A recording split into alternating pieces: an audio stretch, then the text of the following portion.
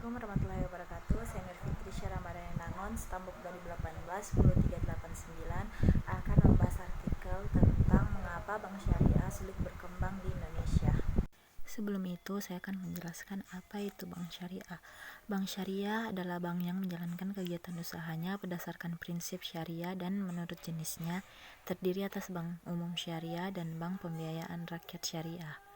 Bank umum syariah adalah bank syariah yang dalam kegiatannya memberikan jasa dalam lalu lintas pembayaran. Penyebab permasalahan pengembangan perbankan syariah yaitu jika dilihat dalam praktiknya ternyata banyak tantangan dan permasalahan yang dihadapi dalam pengembangan bank syariah, terutama kaitannya dengan penerapan sistem perbankan yang baru dan mempunyai perbedaan yang sangat prinsip dari sistem keuntungan yang dominan dan telah berkembang pesat saat ini. Permasalahan ini bersifat operasional perbankan maupun aspek dari lingkungan makro.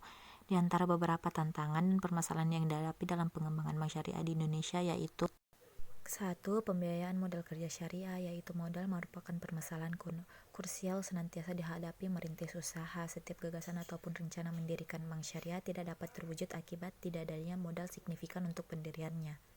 Walaupun dari sisi niat ataupun keinginan para pendiri relatif sangat kuat.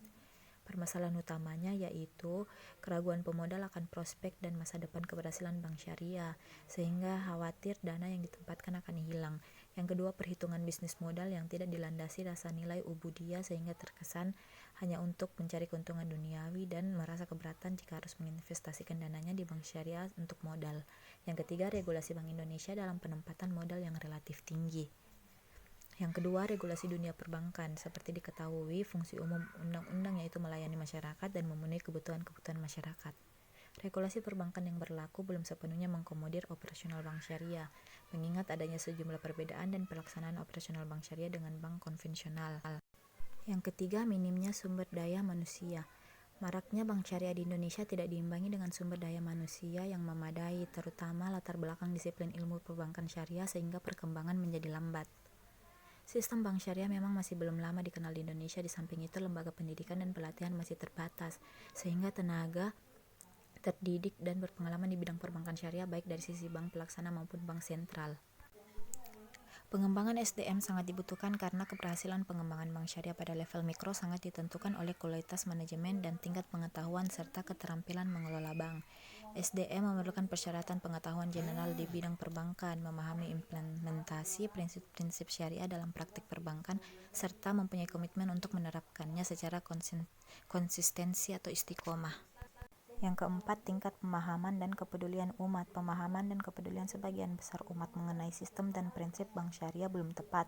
Bahkan ada di antara ulama dan cendekiawan muslim sendiri masih belum ada kata sepakat untuk mendukung eksistensi bank syariah. 5. Pelayanan publik. Perlu dicatat, dunia perbankan senantiasa tidak terlepas pada masalah persaingan, baik dari sisi rate atau margin yang diberikan maupun pelayanan. Dari hasil survei lapangan membuktikan kualitas pelayanan merupakan peringkat pertama kenapa masyarakat memilih bergabung dengan suatu bank.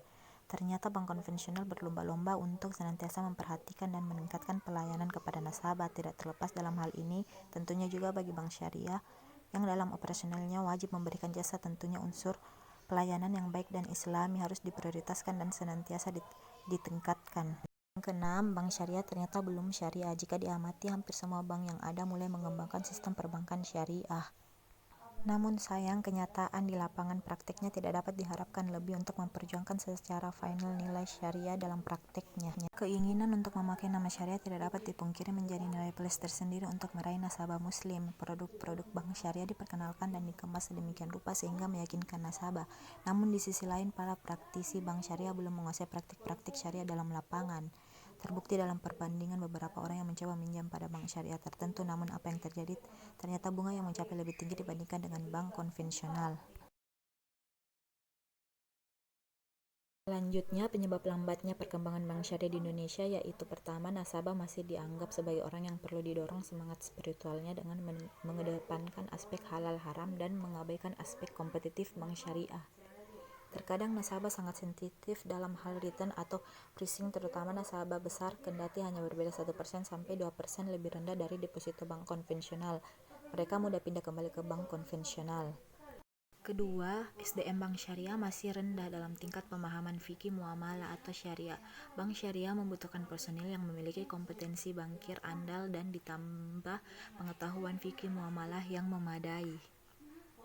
Ketiga, produk perbankan syariah masih memiliki sejumlah kelemahan dan keterbatasan, misalnya di bidang international banking. Hal lain seperti remittance, misalnya mengirim atau menerima uang dari luar negeri. Dalam hal transaksi, bank konvensional mempunyai kredit rekening koran. Di bank syariah sulit mempunyai produksi seperti ini, sebab banknya sendiri tidak bisa meminjamkan uang. Selanjutnya, solusi permasalahan pengembangan bank syariah. Yang pertama, korelasi institusi pendidikan dalam pengembangan perbankan syariah. Seperti telah disebutkan, salah satu penghambat pengembangan bank syariah adalah keberadaan sumber daya manusia. Upaya untuk menciptakan SDM yang handal dan profesional di bidang perbankan syariah tentunya tidak terlepas dari peran institusi pendidikan yang dalam hal ini memang berperan sebagai pencetak SDM. Hanya ada satu opsi, yaitu bagaimana mewujudkan keberhasilan atau sukses dengan dukungan SDM yang berkualitas, berintegritas, dan bermoral. Mengingat sampai saat ini masih minim lembaga atau institusi pendidikan yang handal dan berkualitas dalam penciptakan SDM perbankan syariah. Yang kedua, perhatian pemerintah. Melihat peran yang besar ekonomi syariah tersebut, sayangnya pemerintah memberikan perhatian serius berupa dukungan penuh terhadap praktek perbankan syariah, salah satunya dengan meyakinkan beberapa pihak yang masih ragu terhadap perbankan syariah yang tidak hanya bermanfaat bagi umat Islam semata, akan tetapi juga bagi rakyat Indonesia secara keseluruhan.